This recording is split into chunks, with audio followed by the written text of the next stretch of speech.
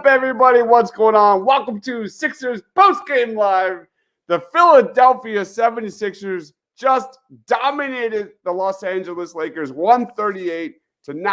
Move on to 12-6 on the season. We are talking top takeaways, player of the game, and more. Joining me, he is Sean Bernard at Sean_Bernard1. What's going on, Sean? Yeah, that's about as great as you can possibly draw up a game going. I'm not even sure if the Sixers missed a single shot during that game. Everybody looked good, pretty much right from the get-go tonight. So a lot to be happy about after that one. The vibes are certainly high. Man, nothing can stop Philly sports right now. Also joining us is Mitch Kofsky at Mitch. What's up, Mitch? Hey, the Philadelphia team played the whole game. I'm happy. They played the whole game. No coming back from in the second half. But, hey, what a game.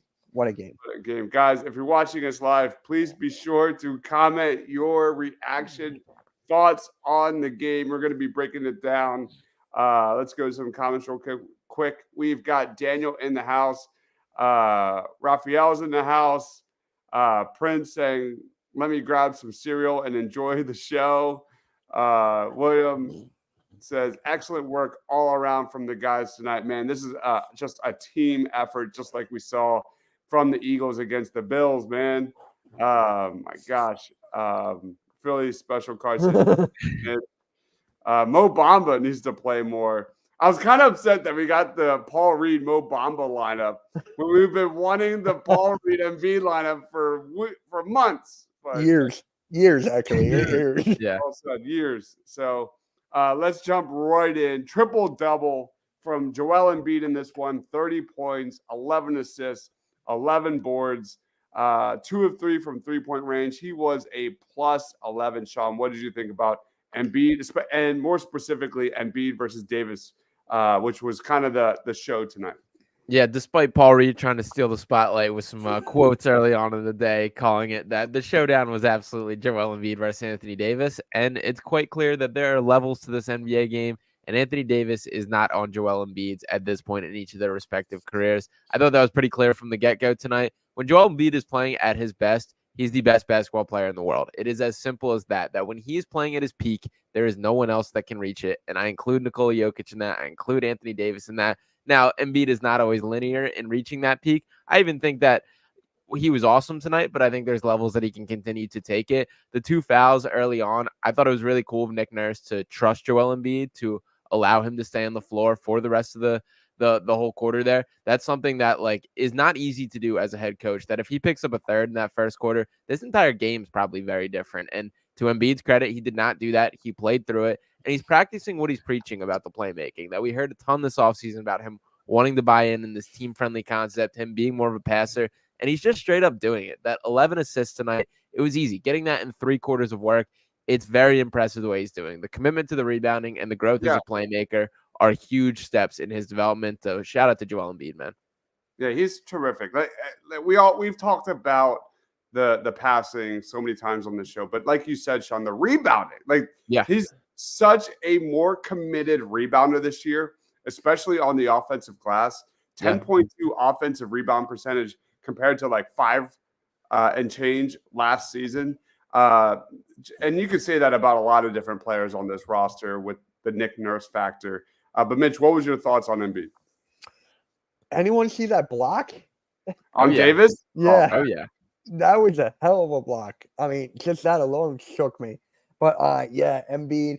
Is that his first triple-double or his second? His 6th of his career. His 6th of his career, but this season, year, right? 2? Yeah, first this year. First this year, okay. He was teetering. I think it was 1 assist shy or something like that twice this year. Yeah. And it's just saying, and his assist averages have gone up. My God, Nick Nurse, what have you done with this man? Just keep on doing his thing. I love it. It's amazing, right? Because we're seeing the best Embiid right now, and we saw his MVP performance all last season as kind of Doc Rivers. He kind of hung his hat on that, but he's outplaying everything we have seen from last year, especially with moving the basketball. You could have probably added a few or a handful more assists to his game tonight. in this one, like the miss by Tobias at the rim, like things like that. That was a Yeah. beautiful dime. But Embiid is just unlocked, man.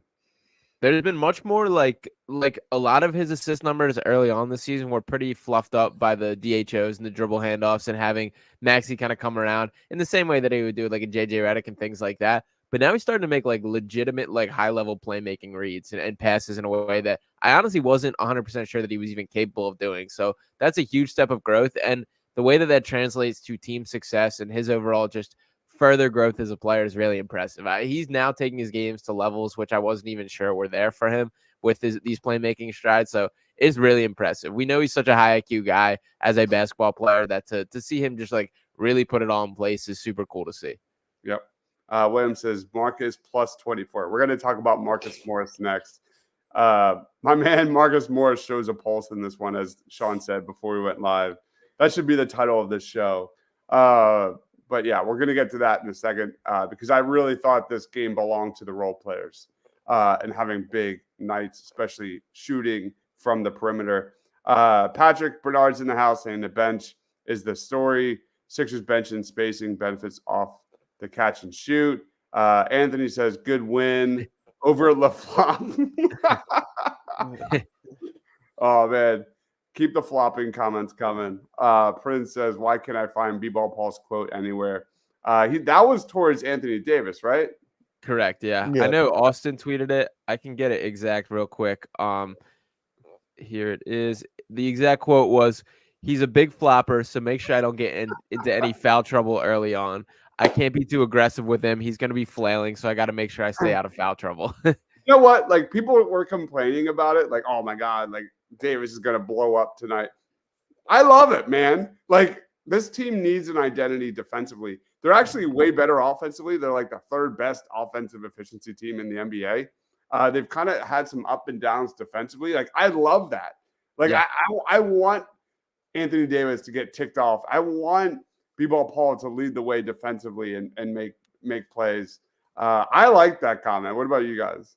Yeah, me as well. I saw a cool Patrick Beverley, who has his own podcast and is not shy to speak his mind.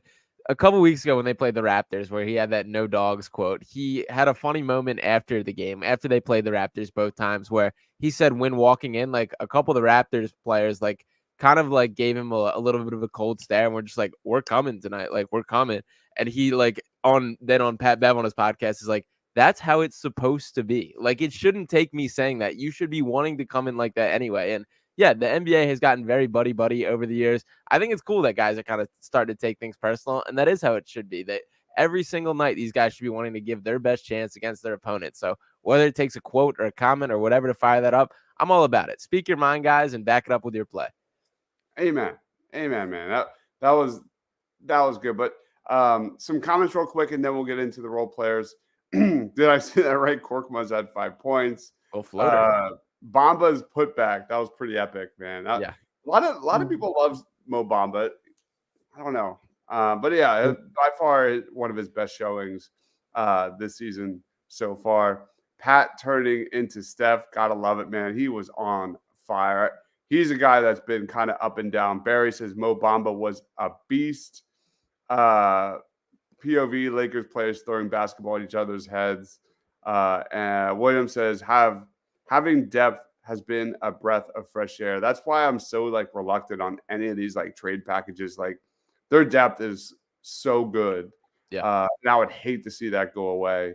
We'll get into these role players in a second and player of the game. All right, let's get into the Sixers role players, which was outstanding in this one. The Sixers bench had 17, 26, 33, 49, 54 points in this one. Something ridiculous that we have not seen. Like, I've been okay with the bench because with Kelly Oubre coming back in the near future, like how things will play out.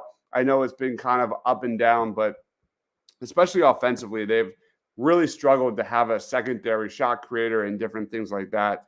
But tonight, the Sixers bench was off the chains. You look at Batum, you look at the role players, all right? I'm just looking at strictly the role players, the floor spacers, when it comes to Melton, Marcus Morris, Nick Batum, Pat Bev, they combined to shoot 13 of 22 from 3-point range. They just could not miss. The net was this big, man. But we got to lead this one off with Marcus Morris, who finished this one with 16 points. He was a plus 24, 4 or 5 from 3. This was a guy that his legs looked dead. He was clearly not able to keep up with this kind of Nick Nurse transition offense. I'll throw it to you, Sean. Like, what did we see from Marcus Morris, man? Yeah, we saw some signs of life from him. That there was a point in time where Marcus Morris was a very good NBA player, 15-point per game scorer, guy that started on a regular basis, a high-level shot creator, a guy that can get his own bucket, can play a little bit. I thought those days were long in the past, and I still think they are. Like, this didn't change my mind to that much of an extent, but it's nice to see that, like, he's still in there, that there can be some nights where, you know, that he can give you a little bit of a spark, can get a couple quick baskets, and that matters in the context of this team. He likes being here. He's a guy that loves Philly, represents Philly, great for the community. And the fact that, like, we now don't have to just look at that as, like, the reason that he's here is kind of nice. I think everybody on the team likes him. I think Nick Nurse is trying to pump up his confidence. If he can just recoup a little bit of the player he once was, that's a valuable guy on this roster. He still looks slow-footed. There's still a lot of concerns with just kind of him being on the downside of his career.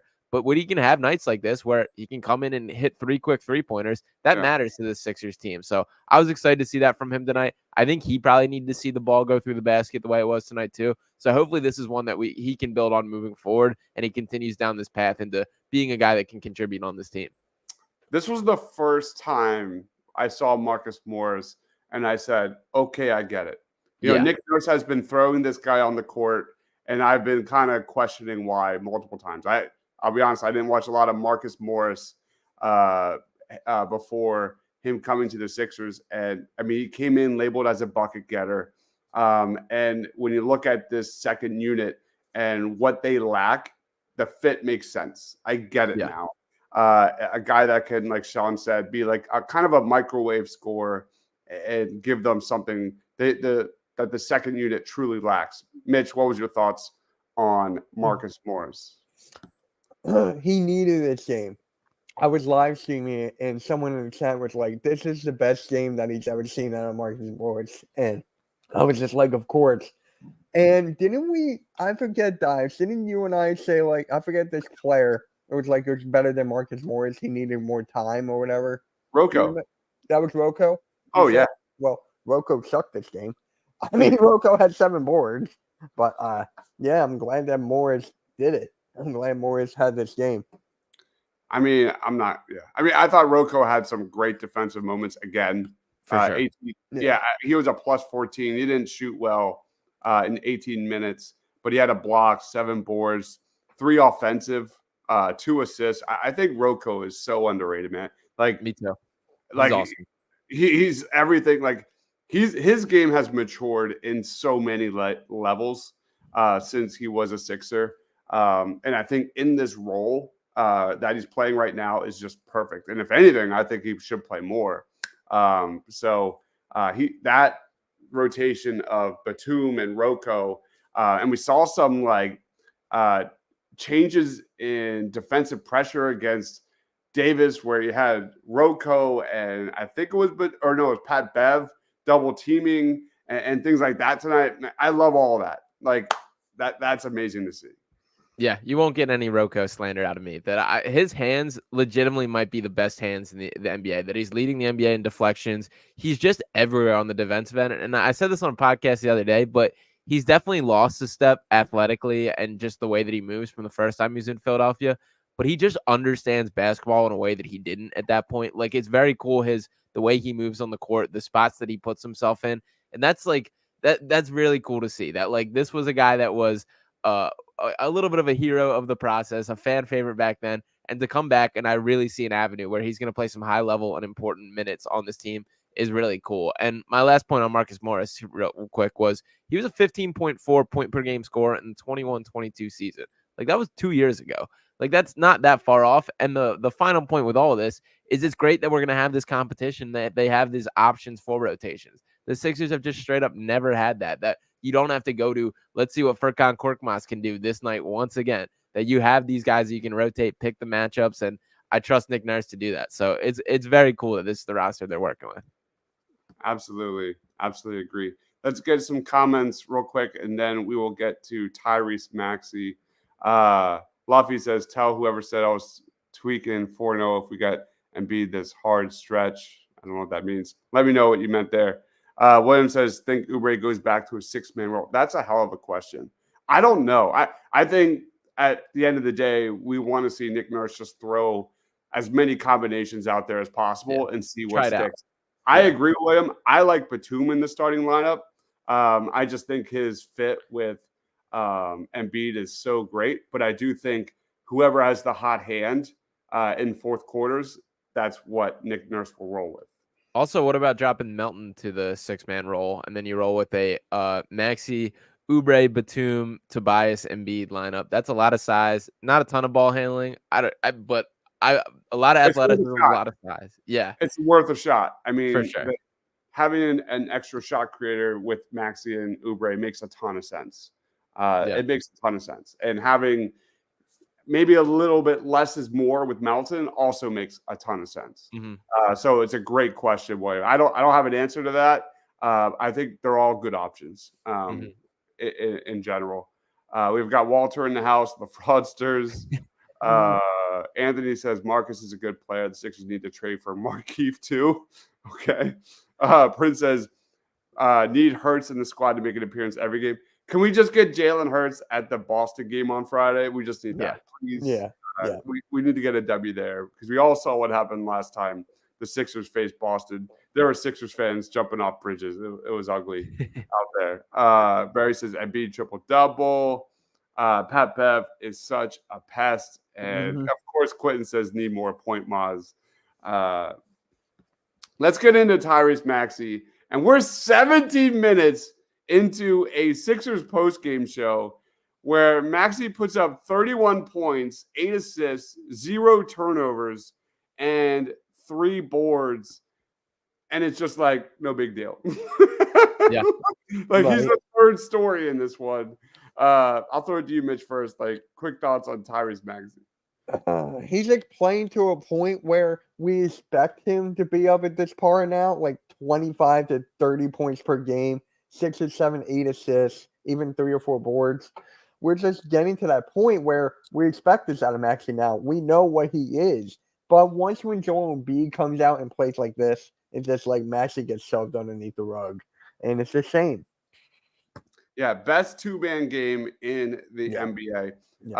Embiid and Maxey combined for 61 points, 19 assists, 3 turnovers. This is getting ridiculous, Sean. What were your thoughts? Yeah, and they're starting to add some little swagger with this 2-man game too. We saw the Embiid between the legs, little bounce. Maxey, Maxey hit him with the behind the back that looked like what Harden used to do, which they're getting a little confident with it, which I love. And it's cool that this has become the norm for Tyrese Maxey. I saw a stat today that blew my mind, and never in NBA history has there been a player to average 25 points, 5 assists, and have less than 2 turnovers.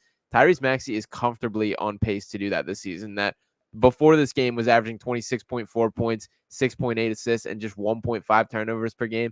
If he does that over the course of the season, that's like historic stuff, literally. And the just growth, like the playmaking leap without the turnovers is so impressive. And there was a play, it was actually the first offensive possession they had. It ended in just a ball knocked out of bounds and Sixers kept it. So it didn't result in anything. But there was a play where he looked off a pass and then went to the dump pass down low to Tobias. And to see him like now looking off players and creating passes is another huge step. So it just continues to click. It's just going to get better the more reps, the more we see it. And it's just awesome that like this is the guy, everything about him I love. And it's so cool to see him just like exceeding every possible expectation we could have. Yeah, this is the shot chart of Embiid and Maxey combined. Look at all that green, Sean. What does that tell you? You are seeing real growth and comfortability in that pick and pop 2-man game in that elbow area of the court, man. The gravity these two hold, not just working off each other, but finding guys cutting to the basket, creating good looks. setting up Embiid with good looks around the elbow area. I mean, these two, there's been major growth in this two-man game with Embiid and Maxey, man. Oh yeah, 100%. And there's there's honestly points where it reminds me a little bit more of like the JJ Redick two-man game with Embiid, the way that Maxey like flies off screens and does the dribble handoffs. But the fact that you pair that with now a guy that can get downhill, attack the rim, and now play make at a very high level is the complete package. Like, you can't ask for much more than that. And once again, I think it's only going to get better the more they play with each other and the more that this season goes on. So yeah, it's amazing to see. I can't believe it's this good, this quick, and I can't wait to see what it looks like. Best comments of the night. Tyrese Maxey is going to get drug tested after the game, just like Jalen Carter, after Carter blocked a field goal and then ran step by step alongside Josh Allen and got him away from turning the corner. That's so funny. That's so funny. Great comment, Anthony. Bench with B-Wall, Paul, and Oubre could be electric, man. It's going to be a lot of fun. The fit, the roster pieces, it's all coming together. And, if there's anything we've learned from this Sixers squad so far, just punt any kind of need to make a trade right now. Let's wait and see January-ish, and we'll make, kind of a judgment call at that time. Because I do like a lot of these pieces. I do like Kelly Oubre in the starting lineup in the fourth quarter, and where that goes with Batum and Melton, and like we already talked about, a lot of positives. Melton's still hot from three-point land. Who should we talk about next? Little love to Pat Bev, I think. Let's do Pat Bev. Pat Bev finished this one with there it is, 12 points. He was a plus 26. He had 6 boards. He also had 2 offensive boards, 3 assists, 4 of 8 from 3, man. This is a guy that I think's kind of been up and down. I think sometimes too much Pat Bev can go a little too far. But if he's hitting those shots, man, this is a different conversation. I think heading into this one, he had like 4 3-pointers overall at this point. So Pat Bev, and what's your vision projection for this guy as a rotation player? Yeah, I think he's going to be a guy that varies a little bit game to game based on matchups. The closest comp that I honestly want to give is PJ Tucker of last year. And I know we just went all last year complaining about the lack of shot attempts. We never saw PJ Tucker attempt 8 3-pointers in a Sixers jersey. Never. It never happened. But the thing that stood out to me tonight about Pat Bev was that he took the disrespect of the Lakers, that they very clearly were not paying him any attention from 3. And it's all right, well, I'm going to shoot it and I'm going to make it. And he did. He hit 4 of them. Even hit a step back in there. That if you're getting step back threes by Patrick Beverley, call it a night, guys. It's over at that point. But and then the little tie up with Rocco, that when they trap Reeves, he went chin to chin with Reeves after. There's things that he does that matter, and I think he's everything we wanted PJ Tucker to be, but more and with less expectation. That he's not a guy that's going to have to be out there, have to be in the starting lineup or doing those things. But he is a guy that I think I'm comfortable with, that when there are going to be games where it might be necessary to play him 30 minutes, and that I think he can deliver in certain matchups on that. So I need to see a couple of those 3-pointers go in tonight. I think he needed that. He's a guy who traditionally kind of starts the season pretty slow as a shooter, which is weird. But he has had times in his career where he's been a very competent 38% 3-point shooter. So if he can be near that, I love it. And I think he looks good next to Maxey on the court too, which is something that I wasn't really expecting heading into the year.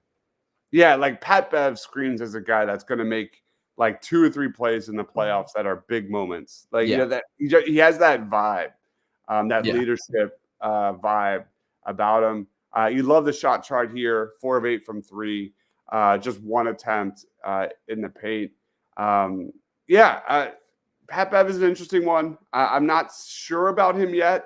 But obviously the take here is 8 3-point attempts. You brought up PJ Tucker. I remember freaking out last season when PJ Tucker took 3 attempts from 3-point range.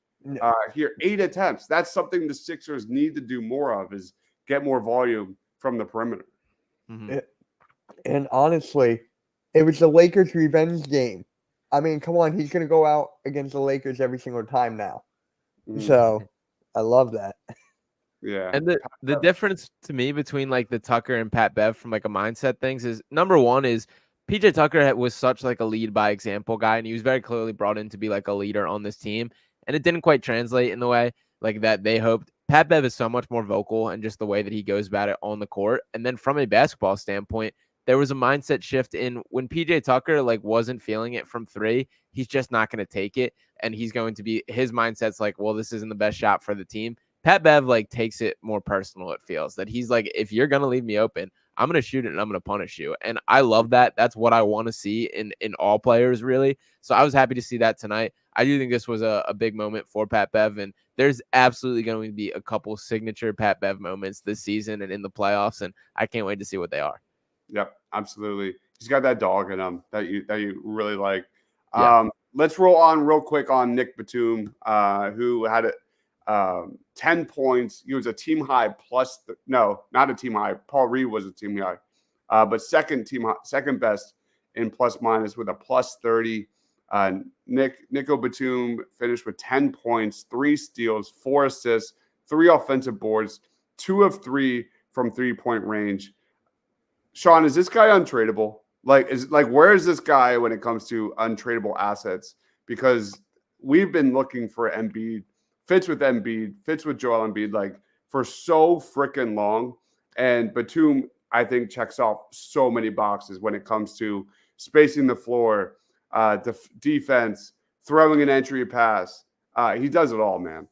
Yeah, I got laughed at by a couple of my friends when I said this, but he's climbed my third favorite Sixer. That he is. It's Joel Embiid, Tyrese Maxey, and Nicholas Batum. That he just does all the little things. He's exactly where he needs to be. He's another guy that I think can go up and down in the pecking order as much as we need him to be, and he's still going to make an impact. He's a lot of these offensive rebounds and the way he's able to just swat things out and kind of reset, get another opportunity is huge. The 3-point release is so quick. He's everything I wanted him to be and more. I think he's pretty close to untradeable, to be honest. Like, he is that perfect link. And Nick Nurse is clearly trusting him more and more, that there's a ton of half-court sets that are being run through Nick Batum, that he's being asked to be the decision-maker there. I love that. He's ready for that. He processes the game at such a quick rate that every decision is so rapid fire, and the Sixers have had so little of that it's awesome. It makes an impact. He's perfect. I don't want him leaving the starting lineup for the rest of the year, regardless of whether it's Kelly Oubre, whether it's DeAnthony Melton. Nick Batum should be in there. And this is a guy who, when you look at who he's been asked to guard of late, we're talking Shai Gilgeous-Alexander, LeBron James, Anthony Davis, and he's making all these guys work at a high level. So, yeah, he's so crazy. And all the rumors about him retiring, if he wants to retire, God bless him. But, like, his body, he's still good to go. This guy's still playing at a very high level. I would, and I tweeted this, like, I would lock him up this offseason as much as you can. Like, he's such a fit. And like Kelly Oubre, all the entire narratives about Kelly Oubre before coming into Philly are just false. Like, things like that. So Nico Batum, I can't wait to see what that guy brings in clutch time and big moments this season. Like, he is everything this team has missed.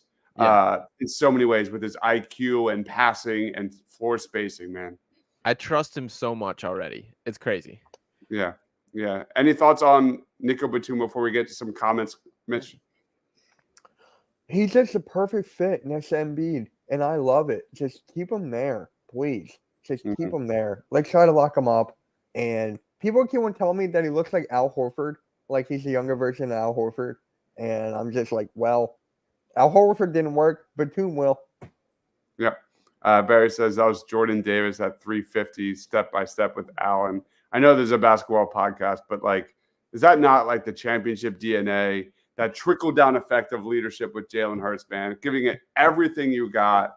One of my favorite plays of yesterday's game, man. Took everything out of Jordan Davis too. He was down for the count after that one. Even like that was such a respect play too. Like Linval Joseph even came over and was like, dude, you okay? Yeah. Like Jordan Davis played the most snaps, I think, this season. That was awesome. Same with Jalen Carter. Pat Bev is glad you left the Lakers because he looks like he's having fun again. A lot of these players are. Prince, I was yelling all night, make him pay. Pat Bev, hands down. Yep, Pat Bev is excellent in his role. GSC says, I'm way behind the live stream, but Rocco is way underrated. Dude is better than Danny Green or Tucker ever were for us. Yeah. 100%. Yeah. 100. I feel like him and Batum make big plays every single game that we've watched so far this season, like positive impact plays. These are big time role players, rotation players for the Sixers, man. That James Harden trade looks pretty good right now. Batum alone is worth that trade. And Rocco, I think, has given them excellent defensive possessions. Anthony says, how is PJ Tucker still in the NBA? He's worse than Ben. Batum has easily become a favorite on my side. I agree, Prince. He's awesome. I can't envision him not on this team. I would honestly, like, if they were to trade for a Zach LaVine, if they were to trade for a Mikal Bridges, and it included Batum, I'd be kind of bummed. You know they're gonna want first for that. You know they're gonna want first. They turned down 4 first. They turned down 4 from the Grizzlies. That's such a conundrum that I go back and forth with so much. Is that, like, you make a big trade like that and you get rid of your depth, you get rid of this quality depth at the wing, man. I don't know how much that is true addition. That's a whole conversation. Yeah. William says Batum can make the entry pass to Embiid. We have searched for that for years. Excellent point. Yeah. And they still don't have many guys that can make an entry pass. It's like Maxey, hot and cold, and it's Batum. Yeah, Maxey's still not great at it as far as like the entry passes. And Embiid, to his credit, has done a much better job this year, like getting deep steals. Like it feels like it's been a point of emphasis to get low positioning, post up, and especially when like a lot of times teams double him by having a guy on his front and a guy kind of lingering over his back, which makes it a tough pass to execute on. But he's big enough that like if you put it in the right spot, he can still grab it and finish it like without putting the ball down. Batum's capable of making that pass, and that's 2 points as long as you can execute on that on a clean pass. I don't think Maxey's there yet, but that the fact that Batum makes that like something that you can swallow from a team construction standpoint. Yeah. Coram says, are you guys ranked in the top 10 defensive rating? We are not. We're like 13th, 14th. We are third in offensive efficiency, which you'd be kind of surprised given how many kind of dogs and, defensive players are on this roster. We were top 10 until the back-to-back against the Pacers, and then that knocked us out of that. So, yeah, the NBA schedule gods just screwed over the Sixers in that one. Yeah, I think they'll climb back in it by the end of the season when they get some more games under their belt. But yeah, those 2 track meets took them out of that. Yeah. Yeah. Don't put that Horford evil on Batum. I like Mikal Bridges. Me too, man. Me too.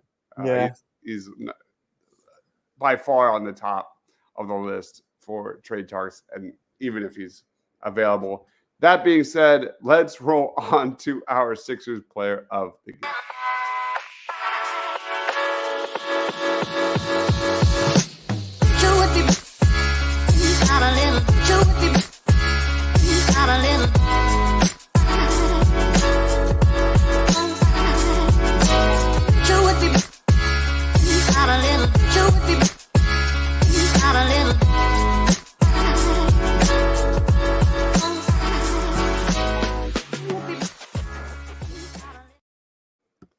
All right, player of the game, guys. If you're watching us live, let us know down in that comment section who is your player of the game. Mitch, lead us off, man. Who you going with? All right, you just give me the layup, aren't you? I'll just take Joel B with my player of the game, the triple-double in the first 3 quarters, the blocker Anthony Davis, the assists, the decision-making, everything that he was doing in this game. Beautiful, man. So I got to go with Joel Embiid. Mitch goes with Joel Embiid. What about you, Sean? Not the box. I'm just throwing it out there. I don't think we've mentioned his name this entire. That's exactly why I brought it up. But I don't know if I'm ever gonna be able to do this again. So Marcus Morris, you are my player of the game here. That I will give him the love. 16 points, 4 of 5 from 3, 6 of 8 from the field. He did provide a legitimate positive spark tonight. I think he needed it as much as anybody just to see that he still got it. let's see where it goes from here. Maybe this is a performance he can build off, start to be a guy that can be a bench spark. This is like a good one to have at least in the books and that we know he's capable of. So I don't know where it's going to go from here as far as moving forward for Marcus Morris, but I'll give him his flowers tonight. I've got a tough one. Should I go Maxey, 31 points, 8 assists, 0 turnovers? Well, we've already been there. Should I go Pat Bev with one of his best games ever as a Sixer with 12 points plus 26, 4 of 8 from 3-point range? Oh, man. I'm going to give it to Pat Bev. I'm going to give it to Pat Bev because Maxey's gotten enough love on this show. Continues to surpass all expectations. But give me Pat Bev. He kind of surprised me a little bit today. And I'm going to go Beverly for the sake that he put up 8 3-point attempts in this one. That's something, again, that this Sixers team lacks. And I love the confidence. I love the moxie. I love the dog. I love all of that.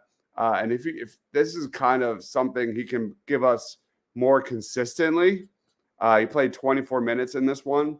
That's huge. That is really big. Again, I think you only have 4 3-pointers heading into this matchup with the Lakers. So go on, Pat Bev. Let me write it down. Hold on. Pat Bev. And anybody else you think deserves a shout out? I think we just about covered it. Yeah, I can't believe we didn't mention Tobias at all. 8 points and 5 rebounds in 23 minutes. You know what? That's fine. D'Anthony Melton, solid. Hit 3 threes, had 9 points. I think we covered the bases pretty much here. Yeah. Yeah. That miss when they had a 3-on-1. Yeah. Rough. Tobias just at the rim. His finishing just sucks, man. Just so bad. All right, let's roll on to Sixers grades. Won't you give me sweetness and light for my restless smile? Please give me a way to escape this world gone astray. You could give me a little peace of mind in these troubled times. All right, grades for the Sixers' performance against the Lakers. Sean, how would you grade them? Yeah, this is going to be my highest grade of the season thus far. That to me, this is a straight up A. That they took care of business. They handled. They were focused from the start, jumping out to a first quarter lead. Joel Embiid led the charge, got everyone involved early. Tyrese Maxey, the 2-man game was there. The bench delivered. Everything about it that I wanted to see was awesome. And then there was, even though it looked very, easy by the box score and the scoreboard, like they fought through the quick 2 fouls on Joel Embiid. They had some issues early on, and they ended up just shooting the lights out. So give this team credit. This is the type of performance that this is another business-like win that they've produced. So a performance for me. A performance for Sean. What about you, Mitch? I'll go with an A. It's just like this is the most beautiful game I've seen this year thus far. And I just love the shots, everything about this game. You can't hate. So I'm going with an A. Man, like they had 15 offensive boards tonight, 33 assists on 47 shots. Not a single player on the Sixers was a negative. Wow. Right? Talk about the bench points. You had 1, 2, 3. You had 4 Sixers with 4. Well, hold on. 1, 2, 3 with 3 or more 3-pointers. 4 Sixers with 3 or more 3-pointers made in this one. This was straight A, absolutely A. Man, is this as good as it gets? Pretty Like, much. like, oh man! After the Eagles game yesterday and into this one, let's get to some comments. Anna Horford loves the Sixers now. Oh, why can't we make some of these younger guys a backup point guard, like Javante or a Turk? Yeah, Turk's hooping in the G League right now. yeah. He's going off. I definitely want to see the Sixers grow him as a point guard. We'll see how that progresses. But I love the shot. I'm a big believer in the shot. And he's letting it rip, no doubt, in the G League. Prince has got to give it to Pat. He kept the energy high. Player of the game, KJ Martin, because he got in the game. Oh, man. Williams says Sixers were up enough for Nick to grab a quick photo with Hurts. Hell of a game. Prince says A+, stayed locked in and stuck to the plan. Yeah, this like I was impressed with the Sixers' ability to just like, keep the foot on the pedal, and they just maintained their distance against the Lakers pretty much all game long. Like the Lakers were really never within reach. I think they got it. I think they cut it to like 11, but like it was really impressive. I was worried. I was where we would have an Eagles hangover. I love it. All right, so that wraps it up. This is a longer post game than we usually do, but I'll throw it to you, Mitch. Final thoughts on the Sixers dub. Plugs. Time is yours. So this game was just incredible start to finish. I thought I was just not watching the right Sixers. I thought I was on the wrong channel, obviously. But no, I was not. This was a great game. Can he carry this into the Pelicans on Wednesday? That's going to be a tough matchup over there. And yes, you can find me on the Hardcore Sports Network, as the Philly Sports, and Mitch Kopsky on Twitter. All right. What about you, Sean? Yeah, you can follow me on Twitter at Sean_Bernard1. You can check me out on PickSwap Media, Sixers Digest, and Fox 102.5 The Gambler. Came from here, had to catch the third quarter on the radio coming from the station today. But you can always check me on the airwaves over there. We'll be dropping an episode of Picks and Roll, which is my podcast on that network with Sean Brace over there. So stay posted for that tomorrow. Should be coming out around midday. So all my Sixers thoughts there. And yeah, I'm thrilled with how the season's going. Excited to dive into it for the rest of the year. So yeah, keep in touch with me on all those platforms. Man, like overall, like this season has been so good. Yeah, so good. Like they kind of hit a gauntlet of that back-to-back there with the Pacers, and I forget who it was. It was such a blur. I don't remember who they played. I think it was Boston. Was it Boston? Celtics. Yeah, I think it was Boston. Yeah, that game was brutal. Yeah, they were dead. Boston. Yep. But overall, in general, like this team is fun to watch. I feel like we're getting better. Barry says Embiid played great against AD. I feel like the Sixers are getting better and better. That Maxey Embiid two-man game is getting better and better. And I think with Oubre coming back in the near future, it's going to be really fun. All the signs are there for some fun basketball going forward. We will be back on Wednesday breaking down Sixers versus Pelicans. Tomorrow night, Birds of the Round Table at 8. Talking Eagles versus Bills and previewing Eagles versus Niners, which is a game I cannot wait. I cannot wait for that one. That's the game. As soon as the schedule drops, I circled that one on my calendar because of all the whining and moaning from Niners fans and players and like. So be sure to check that out. He is Mitch Kopsky at Mitch Kopsky. He is Sean_Bernard1 on Twitter. Thank you, everyone, for watching. Please give this video a like. Subscribe wherever you're watching. For Mitch, for Sean, for myself, stay awesome, everyone.